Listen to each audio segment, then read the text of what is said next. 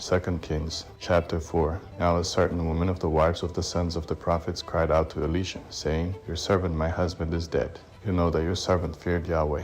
Now the creditor has come to take for himself my 2 children to be slaves. Elisha said to her, What should I do for you? Tell me, what do you have in the house? She said, Your servant has nothing in the house except a pot of oil. Then he said, Go, borrow empty containers from all your neighbors. Don't borrow just a few containers. Go in and shut the door on you and on your sons, and pour oil into all those containers, and set aside those which are full. So she went from him, and shut the door on herself and on her sons. They brought the containers to her, and she poured oil. When the containers were full, she said to her son, Bring me another container. He said to her, There isn't another container. Then the oil stopped flowing. Then she came and told the man of God. He said, Go, sell the oil, and pay your debt, and you and your sons live on the rest. One day Elisha went to Shunem, where there was a prominent woman, and she persuaded him to eat bread. So it was that as often as he passed by, he turned in there to eat bread. She said to her husband, See now, I perceive that this is a holy man of God who passes by us continually. Please, let's make a little room on the roof. Let's set a bed, a table, a chair, and a lampstand for him there.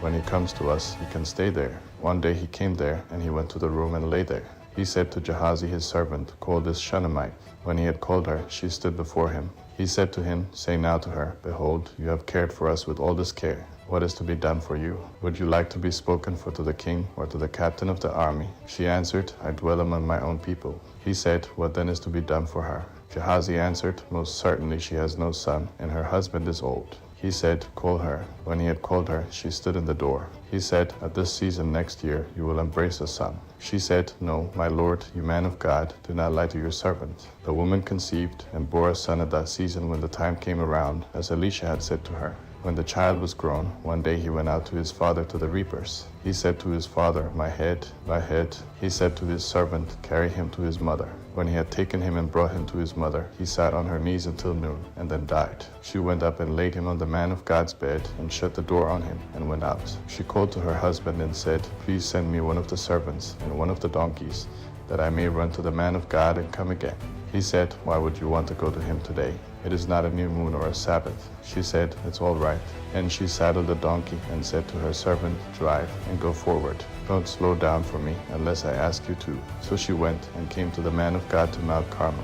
When the man of God saw her afar off, he said to Gehazi his servant, Behold, there is the Shunammite. Please run now to meet her and ask her, Is it well with you? Is it well with your husband? Is it well with your child? She answered, It is well. When she came to the man of God to the hill, she caught hold of his feet. Gehazi came near to thrust her away, but the man of God said, Leave her alone, for her soul is troubled within her, and Yahweh has hidden it from me, and has not told me. Then she said, Did I ask you for a son, my lord? Didn't I say, Do not deceive me? Then he said to Gehazi, Tuck your cloak into your belt, take my staff in your hand, and go your way. If you meet any man, don't greet him, and if anyone greets you, don't answer him again.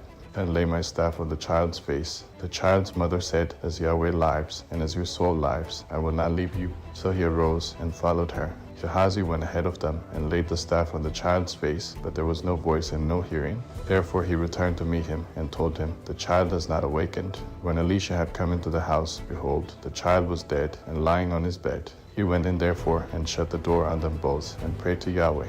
He went up and lay on the child, and put his mouth on his mouth, and his eyes on his eyes, and his hands on his hands. He stretched himself on him, and the child's flesh grew warm. Then he returned and walked in the house once back and forth, then went up and stretched himself out on him.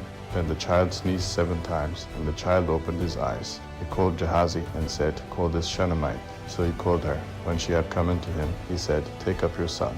Then she went in, fell at his feet, and bowed herself to the ground. Then she picked up her son and went out. Elisha came again to Gilgal. Here was a famine in the land, and the sons of the prophets were sitting before him. And he said to his servant, Get the large pot, and boil stew for the sons of the prophets. One went out into the field to gather herbs, and found a wild vine, and gathered a lap full of wild gourds from it, and came and cut them up into the pot of stew, for they didn't recognize them. So they poured out for the men to eat. As they were eating some of the stew, they cried out and said, Man of God, there is death in the pot, and they could not eat it. He said, Then bring meal. He threw it into the pot, and he said, Serve it to the people, that they may eat. And there was nothing harmful in the pot. A man from Baal Shalisha came, and brought the man of God some bread of the first fruits, 20 loaves of barley, and fresh ears of grain in his sack. Elisha said, Give to the people, that they may eat. His servant said, What, should I set this before 100 men? He said, give it to the people, that they may eat, for Yahweh says, they will eat, and will have some left over. So he set it before them, and they ate, and had some left over,